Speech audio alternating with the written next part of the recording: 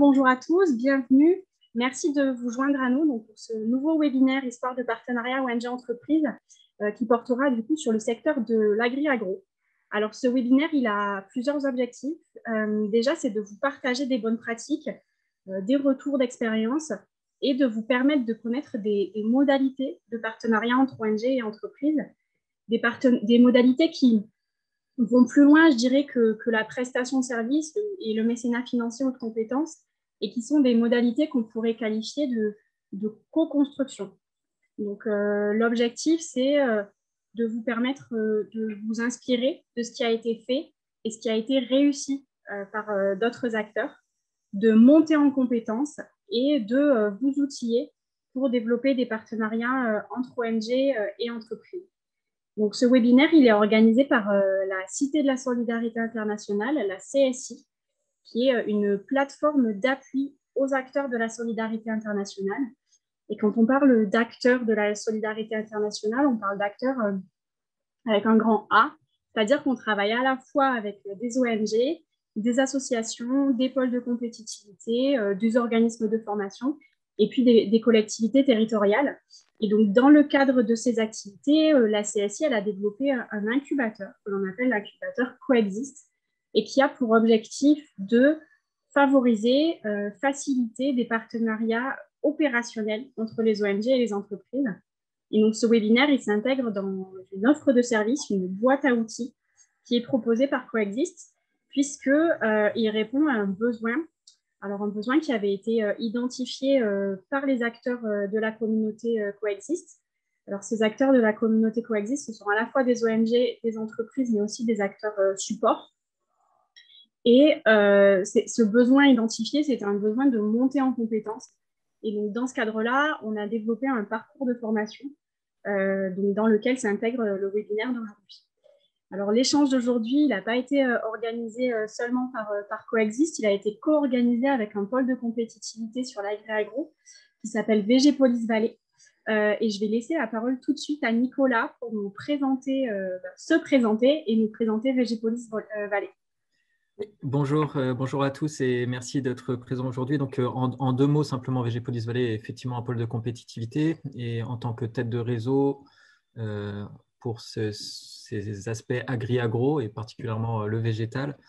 Un pôle de compétitivité, pour résumer, c'est une association qui regroupe des entreprises, des centres de recherche et des universités qui cherchent à travailler ensemble pour l'innovation avant tout. Alors, l'innovation végétale, ça va vraiment de la génétique jusqu'à la transformation de la plante ou du fruit pour l'alimentation, pour la cosmétique, etc. Et puis, le fait d'être un groupe suffisamment conséquent d'à peu près 500 membres, il y a aussi cette phase de pourquoi pas collaborer et penser l'international ensemble. Et donc, c'est dans ce cadre-là que le continent africain est arrivé au centre des discussions comme un territoire où il y a des opportunités pour l'agriculture, évidemment, et potentiellement pour nos membres français. Donc, passer de l'information, c'est quelque chose d'important et ce webinaire est là pour ça. Échanger ensuite entre adhérents, c'est important pour mener après des actions et des actions, si possible, collectives. Donc, il y a quelques mois, on avait fait un premier webinaire sur plutôt l'aspect sourcing des matières premières et du fruit ou des épices, etc., ou même de l'ingrédient actif. Et aujourd'hui, on va un petit peu plus parler de transformation. Mais donc, merci à nos deux intervenants du jour et je repasse la parole à Marion. Merci Nicolas. Alors peut-être un petit rappel avant qu'on présente les intervenants. Donc ce webinaire, il va se dérouler en 2 temps. Il y aura un premier temps du coup avec le partage d'expérience de nos intervenants. Donc il y aura Pierre Capco de l'ONG Aide Technique Bénévole France et Philippe Robert de l'entreprise Gilson qui vont témoigner. Et je les remercie d'ailleurs tous deux pour leur présence aujourd'hui. Et puis il y aura un second temps de questions-réponses où vous, en tant que participants, vous pourrez poser vos questions. Alors, vous pouvez poser vos questions tout au long de l'échange dans l'onglet qui apparaît en bas de votre écran, qui est l'onglet « Discussion ». Et nous prendrons ces questions du coup à la fin de ce webinaire. Et Nicolas se fera le relais de vos questions auprès de nos intervenants. Voilà. Donc, je vous propose de commencer par un petit tour de table pour vous présenter les intervenants d'aujourd'hui. Je laisse la parole à Pierre, qui se présente et qui nous présente Aide Technique Bénévole. Merci.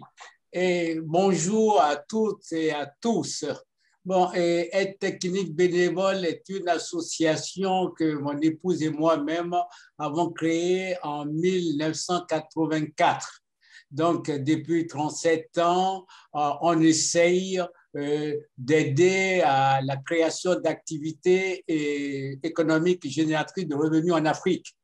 Alors, depuis 37 ans, on se bat pour aider particulièrement les migrants. C'était à l'époque les migrants, aujourd'hui on les appelle les diasporas. On essaye de leur apporter un appui via la formation et l'équipement en matériel pour qu'ils puissent, pour ceux qui veulent bien entendu, retourner créer leur activité économique au pays. C'est ce qu'on fait maintenant depuis 35 ans. Donc, et au cœur de notre philosophie, il y a 35 ans, les aides financières que nous avons pu bénéficier, mettre à la disposition des 35 migrants qui sont retournés créer leur activité économique, toutes ces aides, 80% de celles-ci étaient destinées à l'achat des équipements français. Vous voyez, donc, quand on parle de co-développement, quand on parle de co-construction, quand on parle de... Alors, donc, ça fait depuis 35 ans qu'on essaye et tout doucement de le faire. Donc, on a quelques réussites en Côte d'Ivoire, principalement, depuis maintenant une trentaine d'années, et surtout dans le domaine de la cordonnerie. Bon, alors, depuis 35 ans, ces acteurs économiques continuent toujours à acheter et sont toujours en contact avec les entreprises françaises avec lesquelles ils ont démarré leur activité. Voilà, en gros, et on fait la promotion du commerce équitable aussi. Et puis, voilà, l'idée, c'est comment faire pour permettre aux entreprises françaises du type de la société, comme par exemple Gilson, on va en parler tout à l'heure, qui disposent d'une technologie très forte, bien adaptée au secteur africain, bien adaptée. Nous sommes prêts à vous présenter nos expertises qui nous amènent à dire pourquoi les entreprises du type de Gilson sont nécessaires pour le développement des pays de l'Afrique. Merci Pierre. Je laisse la parole à Philippe pour nous présenter Gilson justement. Bonjour Philippe Robert. Donc, la société Gilson a été créée en 1959 par un ingénieux entrepreneur français. Rapidement, la société a évolué vers le marché des petits transformateurs de fruits suite à une rencontre avec l'école d'agriculture de Poisy. Et depuis, elle n'a cessé de développer ces produits pour qu'ils soient adaptés à des petits entrepreneurs. Nous ne travaillons pas les grosses usines. Paul a repris la société de son père en 1990 et n'a cessé depuis, avec son équipe, de faire évoluer techniquement les solutions pour qu'on soit toujours en écoute avec nos clients pour qu'on puisse proposer des solutions abordables à des gens qui veulent se lancer. Bien évidemment, à un moment, on a commencé à avoir des sollicitations en Afrique et dans nombre de pays dans le monde. On est aujourd'hui présent dans plus de 30 pays et nos clients sont à l'identique en France et dans le reste du monde, des petits entrepreneurs, des maraîchers qui veulent passer le cap pour faire de la transformation et avoir une valeur ajoutée supérieure en vendant des jus notamment ou des purées de fruits plutôt que des fruits. Voilà, moi je viens de reprendre la société, donc je suis en train d'écrire la 3e page en attendant que dans quelques années, j'espère un petit jeune reprenne ça pour perdurer avec notre société. Merci Philippe, merci à tous les deux. Alors ces présentations elles vont nous permettre de contextualiser le partenariat justement. Et je vous propose qu'on débute du coup par la présentation du partenariat et puis on reviendra après sur la présentation d'un projet en particulier au Burkina Faso. Alors, ce que je voudrais commencer par vous demander, c'est finalement les origines du partenariat, comment il a été initié. Donc, depuis combien de temps ATB et Gilson collaborent-elles ensemble? Et donc, comment s'est initiée la rencontre? Oui, donc la mise en relation a été faite en 1999 grâce au Centre écologique Albert Schweitzer de Neuchâtel, qui est toujours bien implantée au Burkina Faso. C'est cette entreprise qui nous a mis en relation parce que l'unité de production d'un séché qu'on avait au Bénin avait besoin, bien sûr, de diversifier ses productions. Et c'est ainsi que Jean-Marc Tandon nous a mis en contact avec Gilson en 1999. Voilà. D'accord. Et donc, vous aviez rencontré directement une personne au sein de l'entreprise Gilson? On a rencontré Paul Gilson qui a repris l'entreprise de son père. Et puis, donc, on a été très bien accueillis. Paul était, si vous voulez, on ne s'attendait pas à rencontrer un homme. Quand on dit un chef d'entreprise, c'est le profit, c'est le profit. Non, on a rencontré un homme qui avait beaucoup de valeurs humaines et à l'écoute des besoins des structures. Et il n'était pas là, je parle de ça, il y a maintenant 21 ans, pour profiter, pour dire, mais voilà, c'est un client, bon, on va essayer de lui vendre ce qu'on fabrique.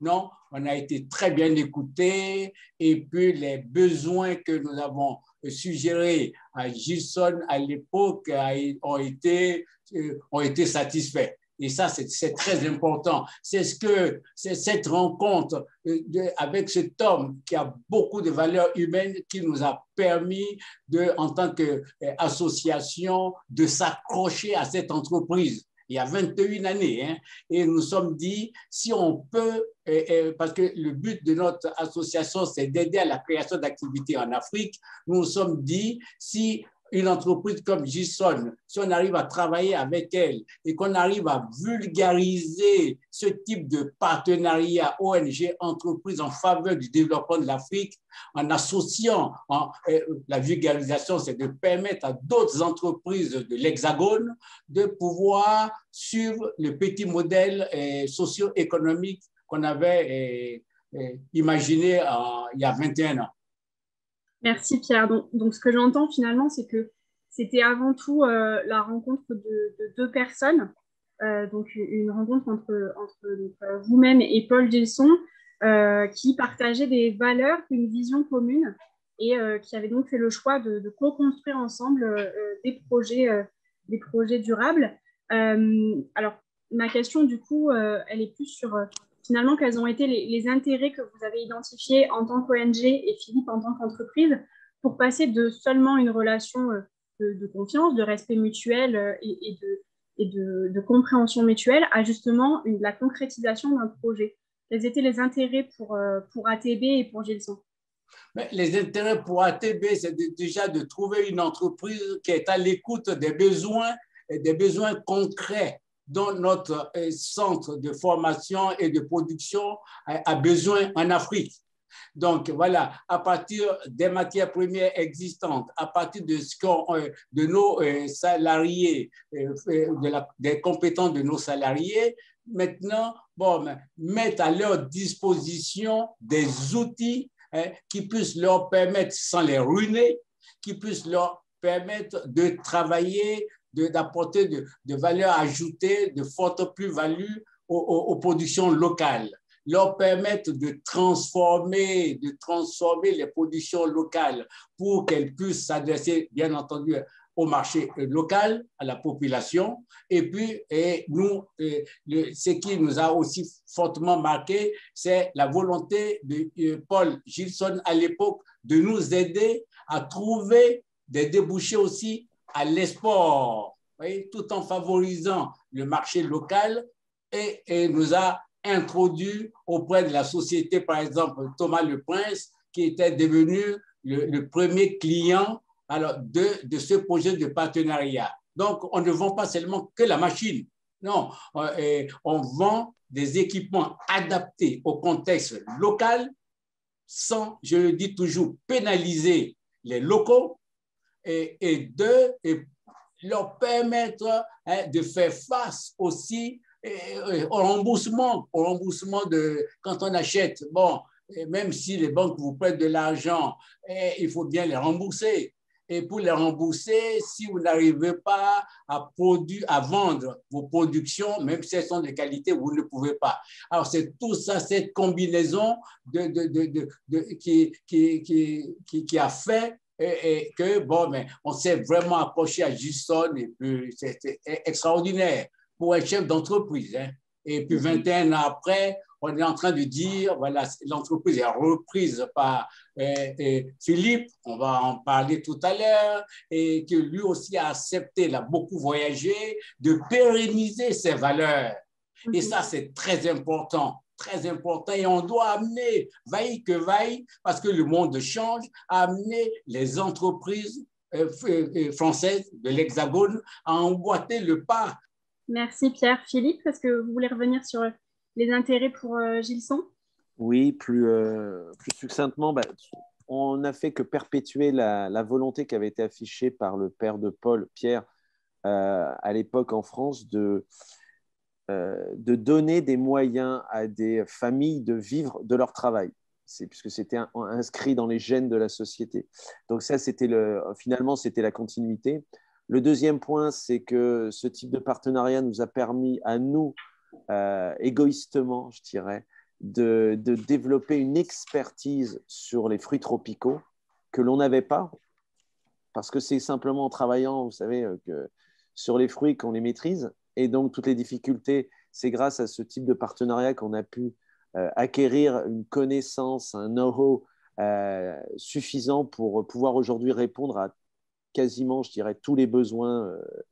Et ça nous a ouvert, bien évidemment, aussi un marché énorme. Parce que, oui, nous pensons que l'Afrique a un devenir et qu'il faut qu'on soit là pour participer au développement, à un vrai développement de l'Afrique. Donc, on perpétue la tradition, on apprend des choses et on prépare l'avenir.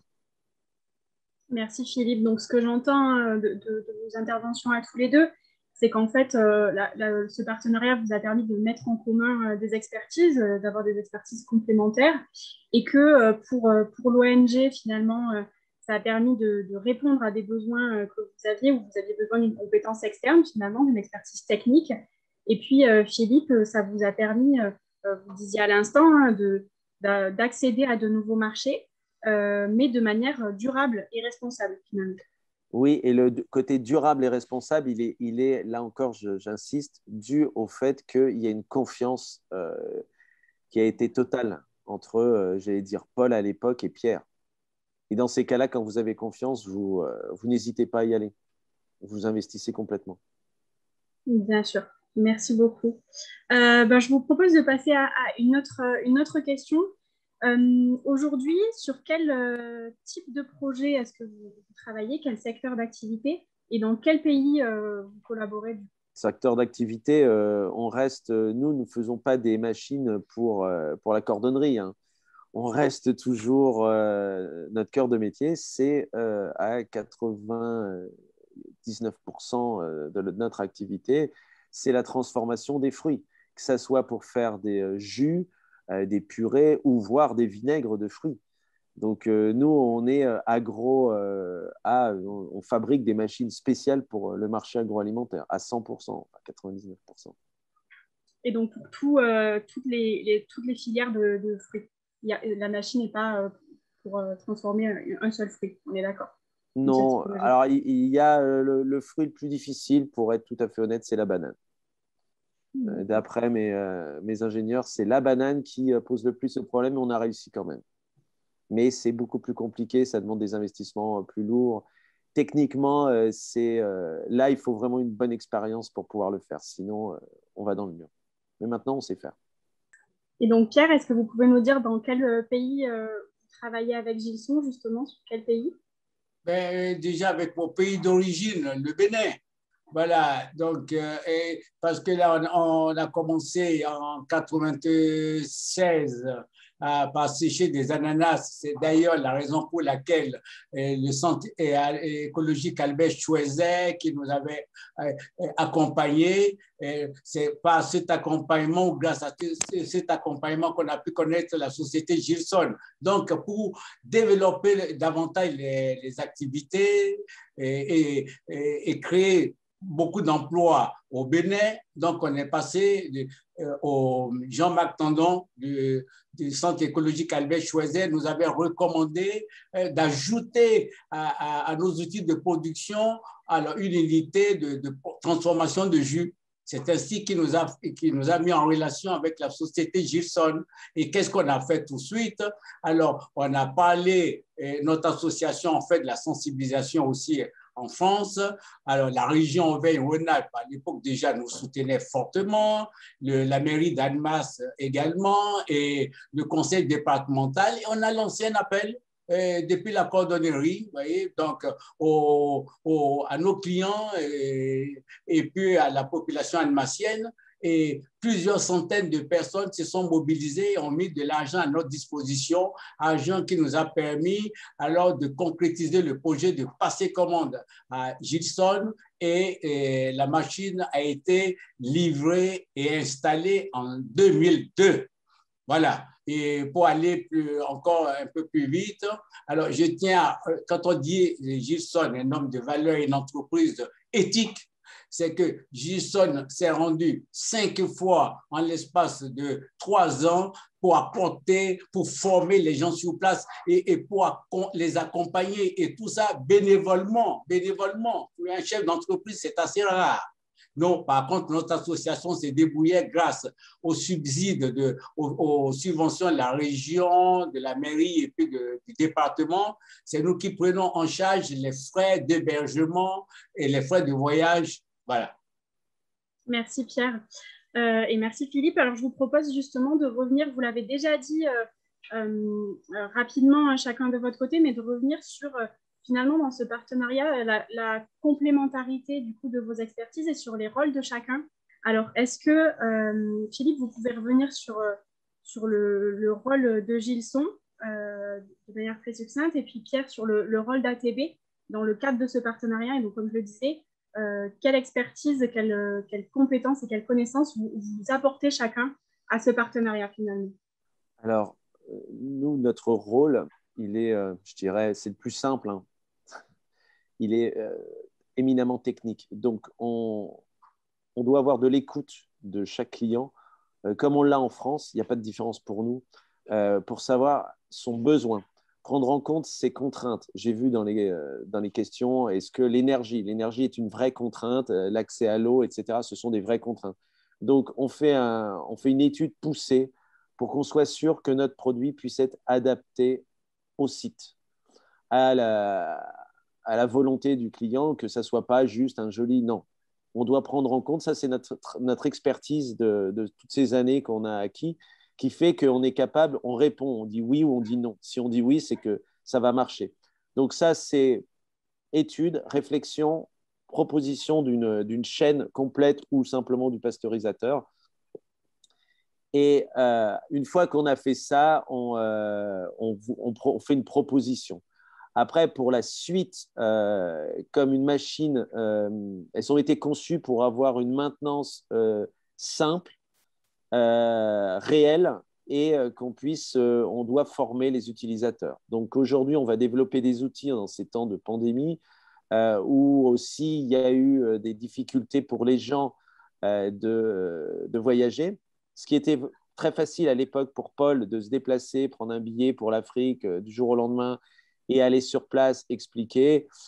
Aujourd'hui, c'est beaucoup plus compliqué. Il est plus compliqué aussi aux personnes des pays africains de venir chez nous pour, j'allais dire, apprendre à utiliser la machine qui est un référent. Donc ça, c'est les difficultés du monde d'aujourd'hui.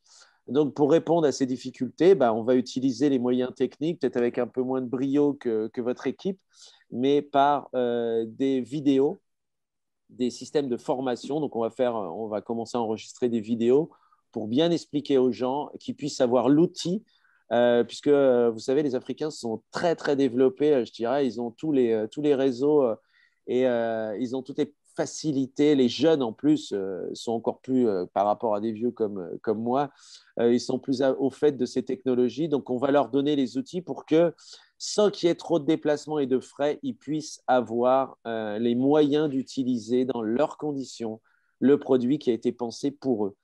Et après, la partie que moi, je considère comme la plus difficile, donc les recherches de financement, les débouchés potentiels, etc., et ben, c'est là où je m'appuie sur Pierre et que je m'en déleste avec facilité. Voilà, mais je prends la parole pour dire que le but aussi d'ATB, un des buts d'ATB, c'est d'aider les candidats potentiels, d'aider à la recherche des circuits de financement. C'est très important. Et si possible, des débouchés. Bon, pour autant que alors, le candidat qui s'attend à bénéficier de ce que je viens de décrire, de ce qu'ATB fait, puisse acheter des équipements made in France, vous voyez, fabriqués en France. Parce que, bon, mais si c'est pour rechercher de financement pour aller acheter de matériel ailleurs, ATB ne fait pas ça. Vous voyez? Bon, alors pourquoi aussi on recherche des débouchés? Il faut rechercher des débouchés pour permettre aussi à l'acquéreur, à mon compatriote, quel que soit son pays, parce que quand on dit l'Afrique, moi je suis béninois, bon, ben, vous pouvez être ivoirien, congolais, camerounais, etc. Tout ça, c'est l'Afrique. Bon, alors leur donner la possibilité de pouvoir aussi faire face.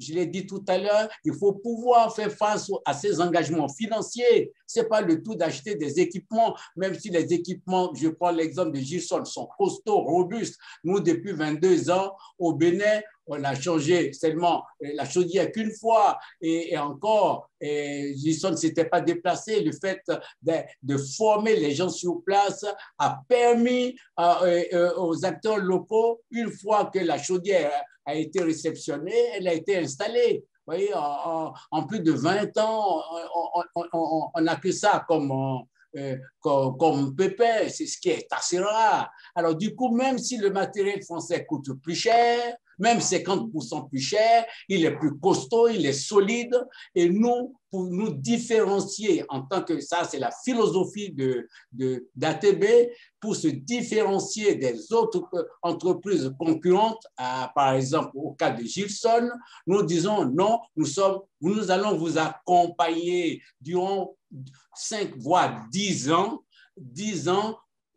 pendant lesquels ou durant lesquels vous pouvez faire face à vos engagements financiers, rembourser le prêt que vous aurez contracté pour acheter les équipements. Voilà, c'est très important. Pour autant, toujours Made in France. Merci à tous les deux. C'est très intéressant ce que j'entends finalement de vos échanges à tous les deux. C'est que ce n'est pas le terrain qui s'adapte à la solution technique, c'est la solution technique qui s'adapte au terrain. Et que la complémentarité d'expertise, justement, et par exemple, le partenariat ONG Entreprise, ça permet justement d'avoir une bonne connaissance des besoins sur le terrain et d'adapter donc la solution au terrain. Et ça s'intègre dans une dynamique qui du coup, est durable et pérenne, et on répond à un besoin sur le long terme, effectivement. Et ce n'est pas ce que disait Pierre tout à l'heure, une réponse en une fois, en one shot, où en fait la solution va fonctionner pendant peut-être 1 an, mais il n'y aura pas eu les aspects de formation, de maintenance, de réflexion aussi sur le modèle économique derrière, sur le fait qu'il ne faut pas seulement apporter une solution, mais qu'il faut l'intégrer dans une dynamique au local. Et c'est là aussi où le partenariat ONG Entreprise, du coup, a toute sa place et a toute sa pertinence, parce que l'ONG va apporter à l'entreprise qui n'aura peut-être pas forcément cette connaissance fine du terrain, aussi un autre regard sur les besoins sur le terrain. Donc ça, c'est très intéressant. Ce que je vous propose de faire maintenant, du coup, c'est de revenir sur un des projets, justement. On va revenir sur un projet que vous avez mené donc, au Burkina Faso. Est-ce que vous pourriez m'en dire plus sur à la fois les activités de ce projet et puis les principaux résultats en termes de bénéficiaires, je dirais, en termes de production, du coup, agricole?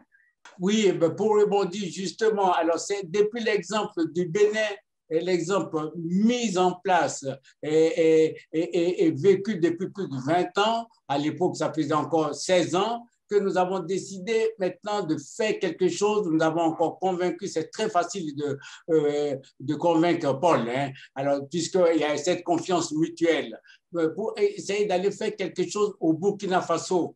Alors, quoi, en partant de l'exemple du Bénin, nous nous sommes dit, bon, mais c'est vrai qu'on ne va pas tout raconter les difficultés, par exemple, de visa qu'on a obtenu à l'époque pour permettre aux gens du Bénin de venir se former via l'ISETA en Haute-Savoie. L'ISETA, c'est un centre d'enseignement, de formation agricole. Donc, c'est toujours difficile. Et nous sommes dit, alors, on va essayer de transposer ce qu'on a fait au Bénin en mieux au Burkina Faso pour permettre aux Burkinabés et aux Africains d'aller se former, d'aller bénéficier d'une formation ou d'un perfectionnement au Burkina Faso. C'est cette idée encore qui a animé notre association. Et à nouveau, on a lancé un appel à la population et au conseil régional et la mairie d'Annemasse et le département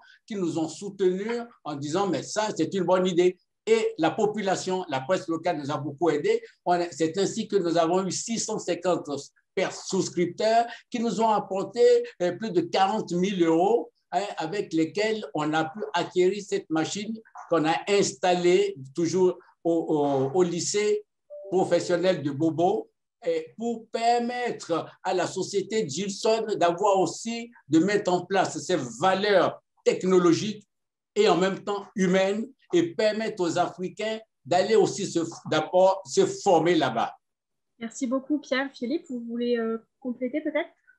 Oui, alors effectivement, en fait, on travaille à deux en partenariat, vous l'avez compris, mais on doit dire théoriquement à trois, puisqu'il y a l'impétrant, celui qui veut monter son projet, que ce soit un lycée, que ce soit une entreprise.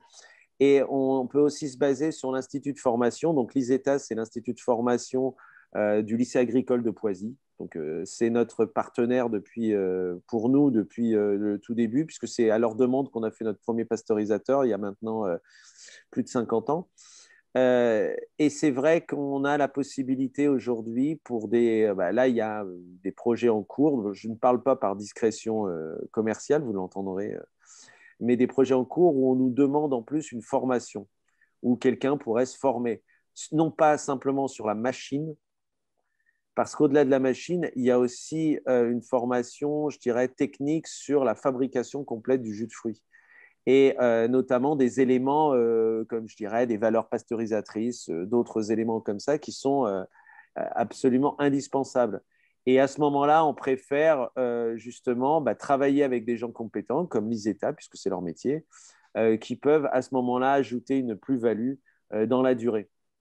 Donc, c'est toujours ouvert parce que l'idée alors, on va se répéter, mais l'idée qu'il y a derrière, c'est que ce projet marche.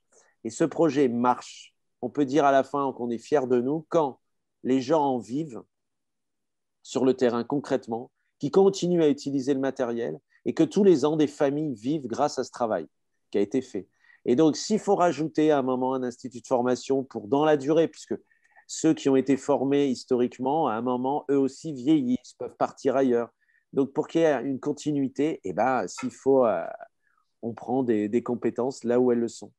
C'est la somme des compétences qui fait que dans la durée, un projet perdure et fait.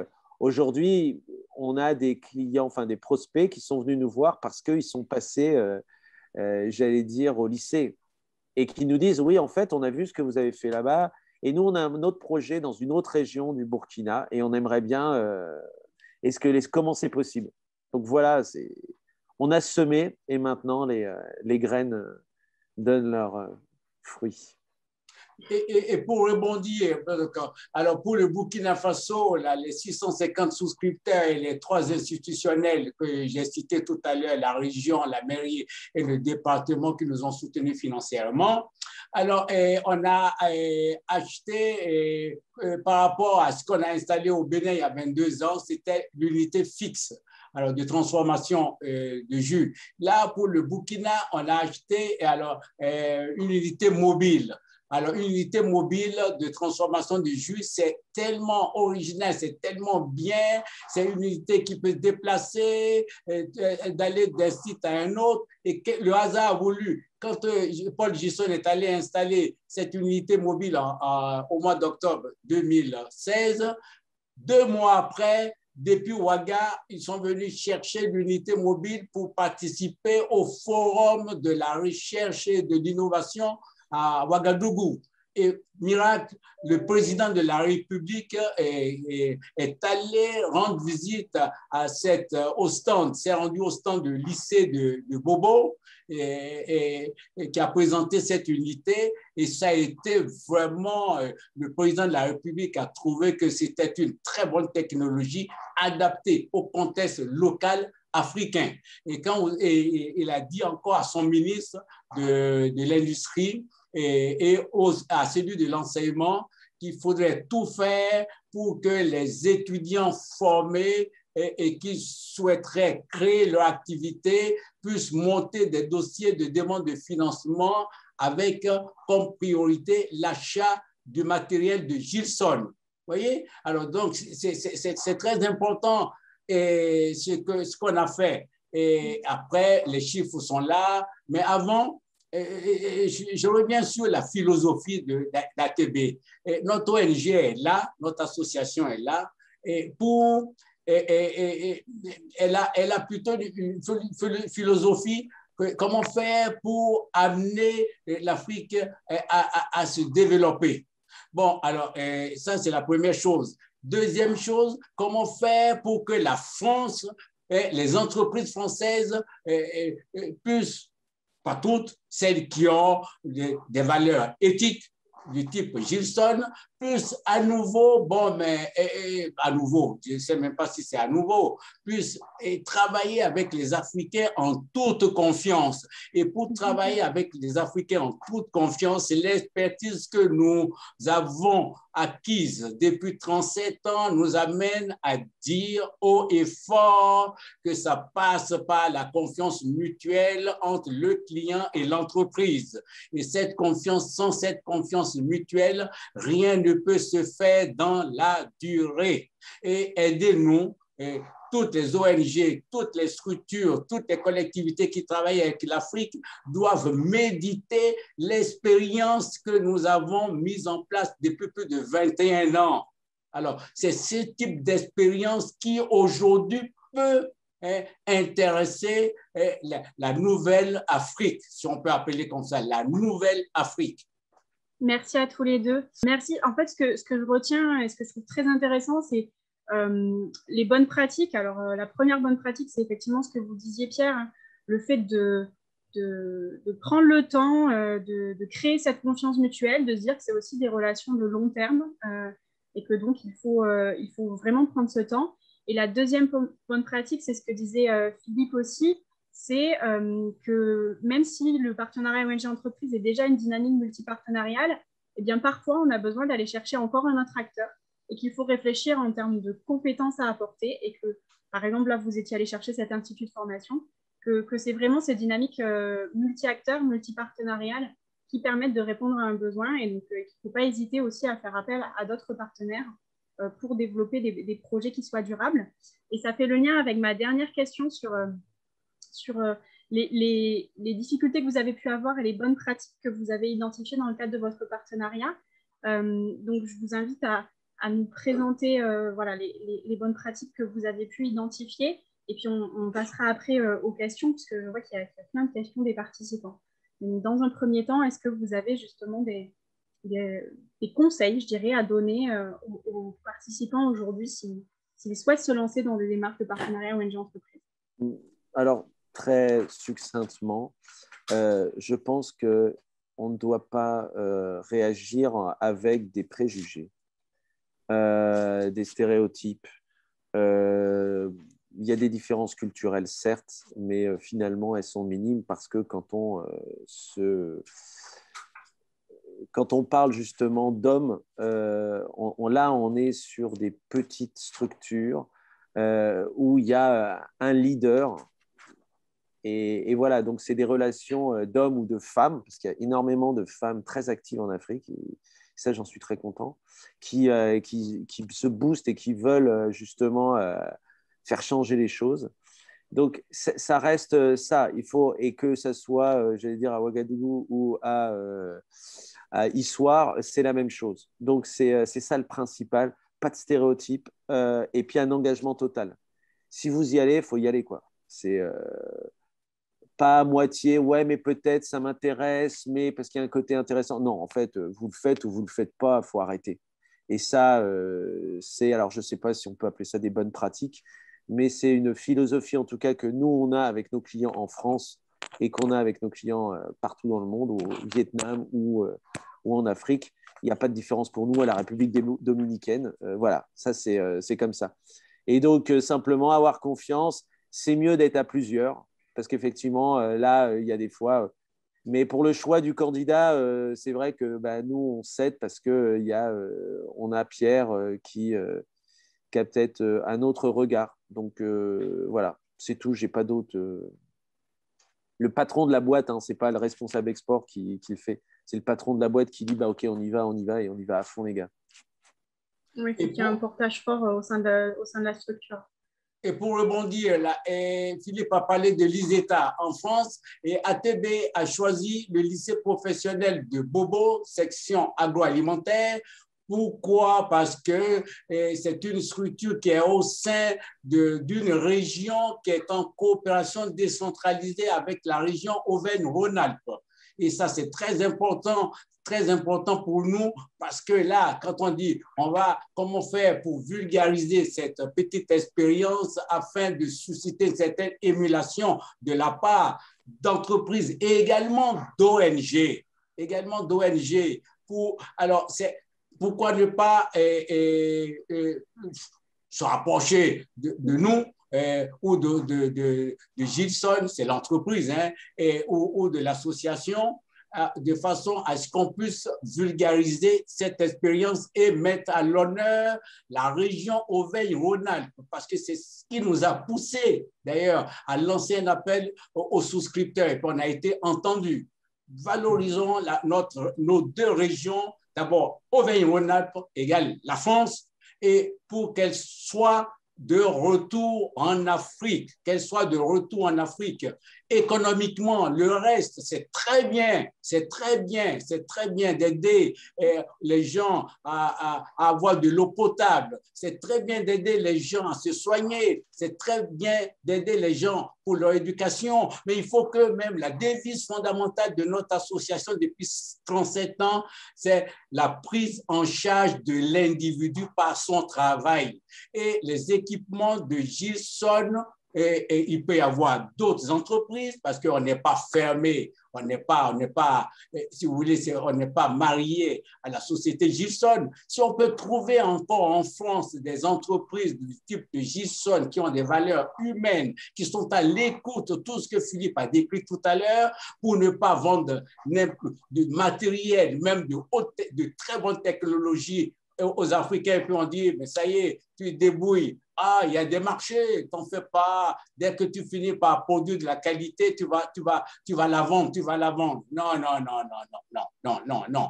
Voilà. Et tout ça, c'est vraiment, c'est un défi. Comment faire pour que la région Auvergne-Rhône-Alpes et la France puissent à nouveau faire une proposition de retour des industries, des entreprises françaises en Afrique. Troisième chose, et on a besoin de l'expertise des autres structures, attention, d'autres ONG et d'autres structures qui travaillent aussi avec des partenaires, avec leurs partenaires africains. On a besoin aussi de leur expertise. Donc, c'est du gagnant-gagnant. Merci Pierre. Alors effectivement, c'est deux bonnes pratiques intéressantes, deux conseils intéressants. Le premier, c'est de ne pas hésiter, vous l'avez dit, à se rapprocher de vous, par exemple, mais aussi d'autres structures qui ont lancé ces dynamiques et de demander ces retours d'expérience directement. Et c'est par exemple sous l'objectif de ce webinaire, mais de s'inspirer vraiment de personnes qui ont testé et éprouvé ce type de partenariat. Et puis la deuxième, et vous l'avez dit, vous aviez travaillé dans le cadre d'un projet de coopération décentralisé qui était déjà mis en œuvre. Donc, de pourquoi pas aussi essayer de s'intégrer dans des dynamiques qui sont déjà lancées et donc de ne pas créer de nouvelles dynamiques. Donc, très intéressant. Merci à tous les deux. Je vous propose de passer au temps de questions-réponses. Oui, merci à tous pour votre dynamisme sur le chat, sur les différents onglets de questions-réponses. Je vais essayer d'être concis et d'agglomérer les questions pour les uns et les autres. Alors, je vais commencer des questions pour Gilson. Alors, on a bien vu que c'était des produits sur mesure. Donc, il y a des questions plutôt techniques en se disant, on a bien parlé l'accès à l'énergie, l'accès à l'eau, est-ce que c'est un facteur limitant? Donc, quels seraient vos points de vigilance pour un go, no-go, par exemple? Une question plus géographique, est-ce que vous êtes présent, vous avez dit, dans beaucoup de pays, est-ce que le Sénégal fait partie de cette liste? Et puis, finalement, une question assez claire. Qui sont vos clients? On a entendu parler de faire de la formation, on a parlé d'université. Est-ce que c'est des coopératives, des petits producteurs? Quelle est la taille minimum ou maximale? Quelle serait la typologie de ces bénéficiaires-là? Oui, le Sénégal, on vient d'envoyer au mois de janvier une énorme installation avec toute la chaîne. En fait, on a fait un skid qui est parti. C'est un nouveau concept où l'atelier, en fait, il est prémonté. On a juste à faire des petites connexions, alors les connexions électriques, mais vous avez les chaînes de lavage, le dénoyautage, ensuite vous avez sur un rack les cuves, le pasteurisateur, la mise en bouteille. Donc là, c'était une chaîne complète.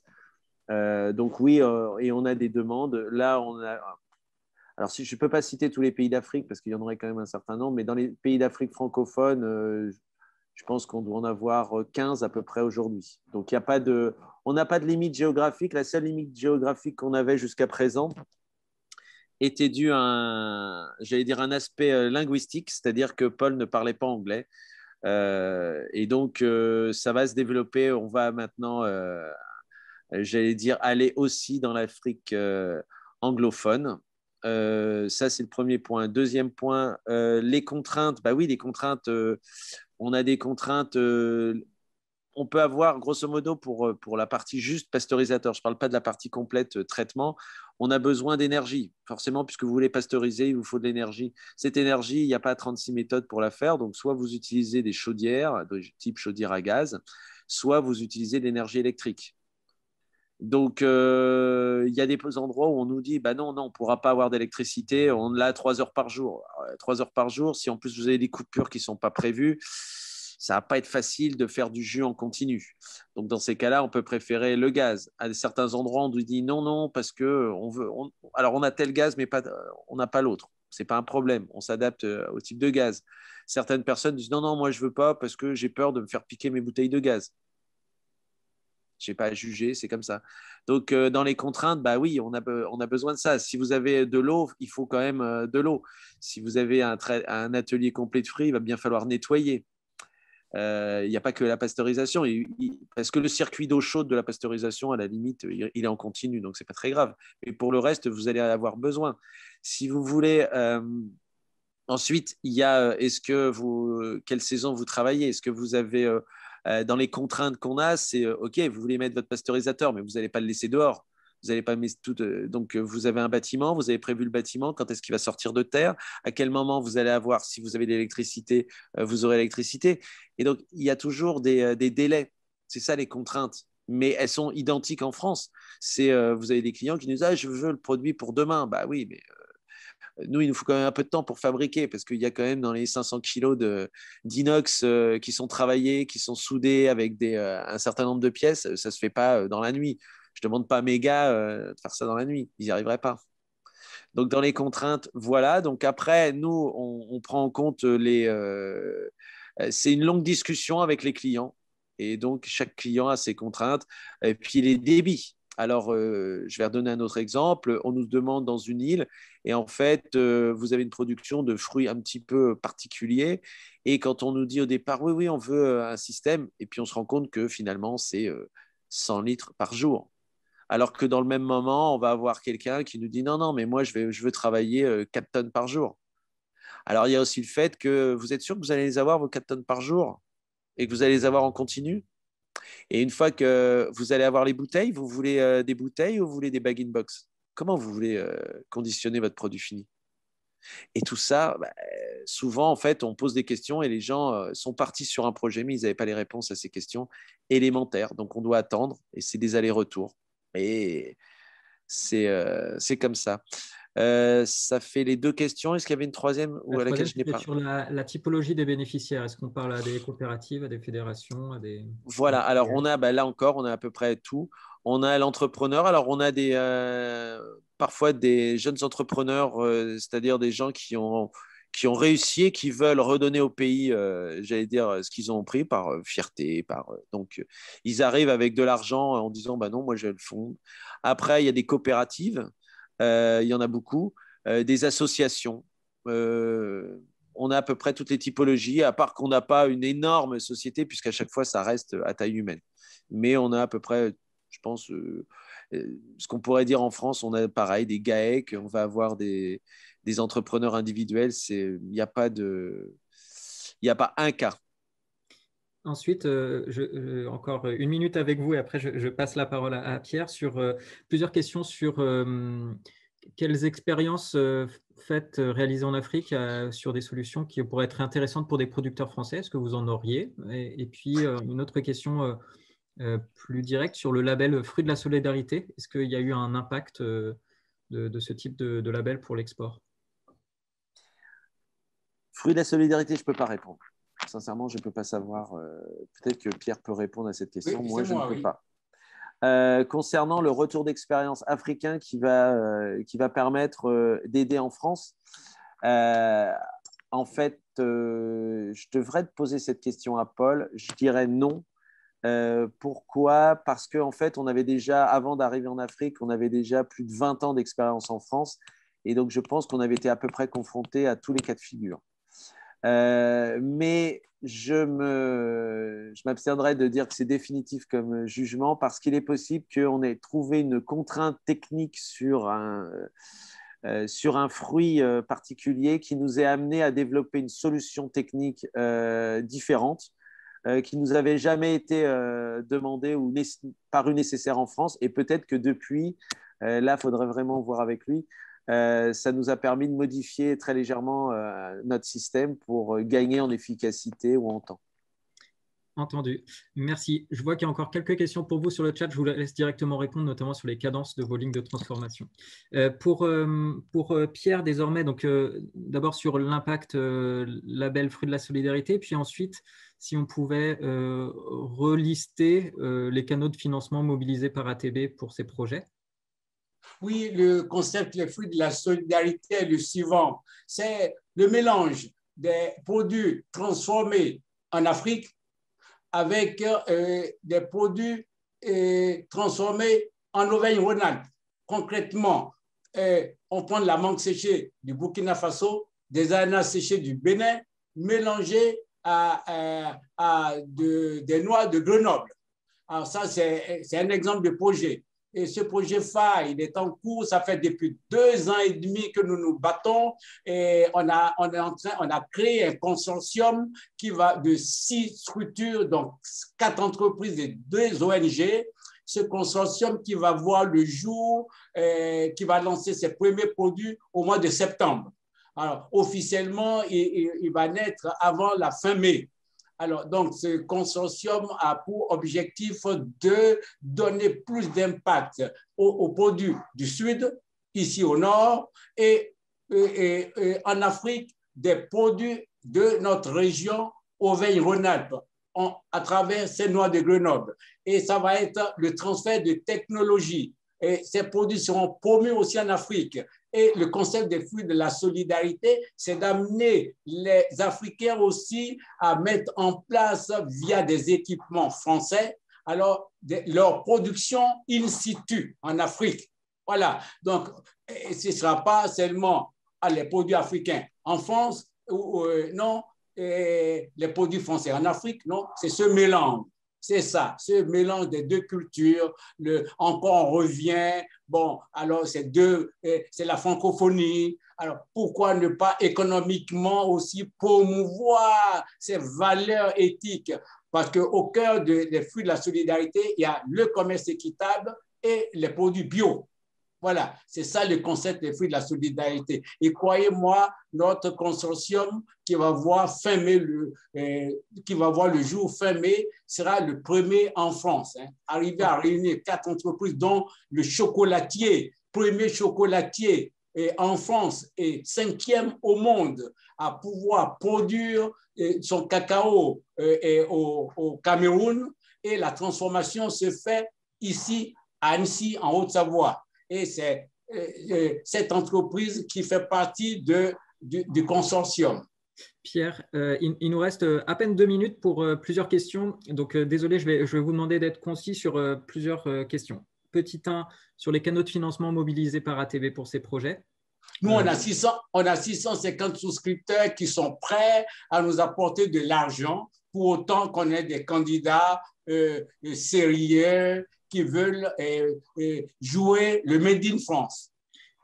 Très bien. Deuxième question, est-ce que vous avez accompagné d'autres entreprises sur non seulement de la transformation de fruits, mais aussi des produits fermentés à base de lait, céréales ou à base de niébé, etc.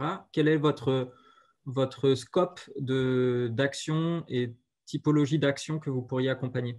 On ne l'a pas encore fait, mais on est ouvert à tout. La philosophie de l'ATB, c'est tout et tout. La France, comment faire pour, je l'ai dit tout à l'heure, le retour de la région Auvergne-Rhône-Alpes et surtout la France.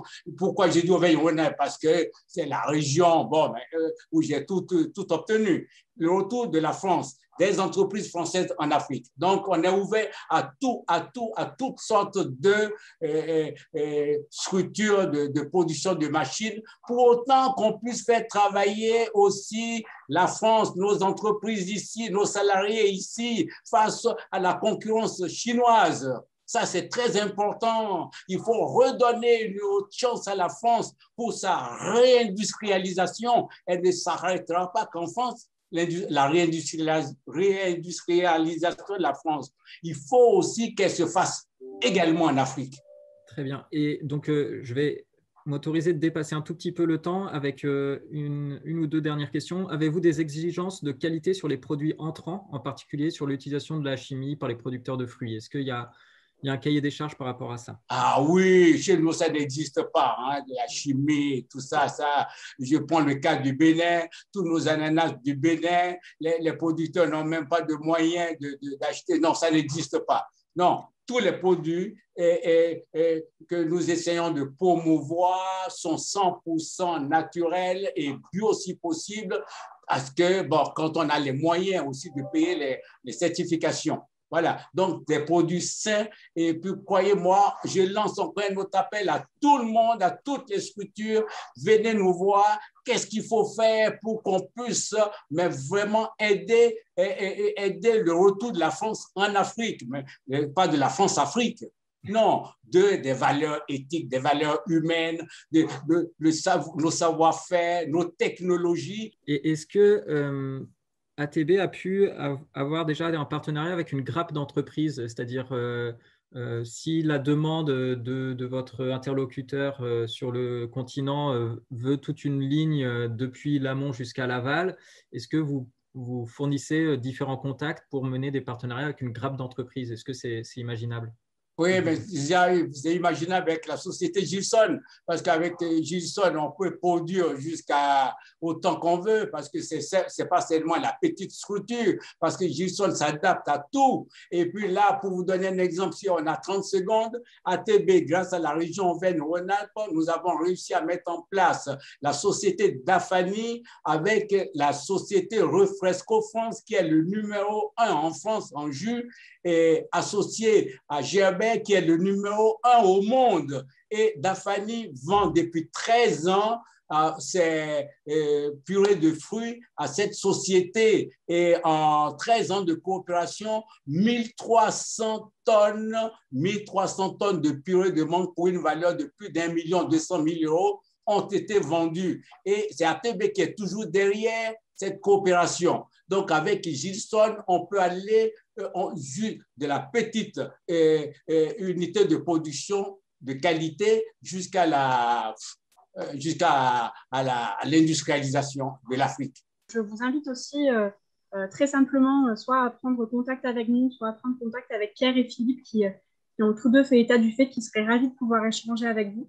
Je prends le temps de tous vous remercier pour ces échanges, pour les interventions. Effectivement, on trouvait intéressant aujourd'hui aussi de montrer finalement que les partenariats ONG-entreprises, ce n'est pas forcément entre des ONG internationales et des entreprises multinationales. Ben, là, on le voit, hein, c'est des plus petites structures, mais qui ont réellement permis, qui se sont lancées dans des dynamiques où en fait, le partenariat leur permet de se développer ensemble et chacune de leur côté. Donc, c'était très intéressant pour nous aussi de mettre en valeur aujourd'hui Aide Technique Bénévole et Gilson. Je termine donc juste en vous remerciant vraiment encore une fois tous et Pierre, Philippe et Nicolas particulièrement pour votre participation à ce webinaire.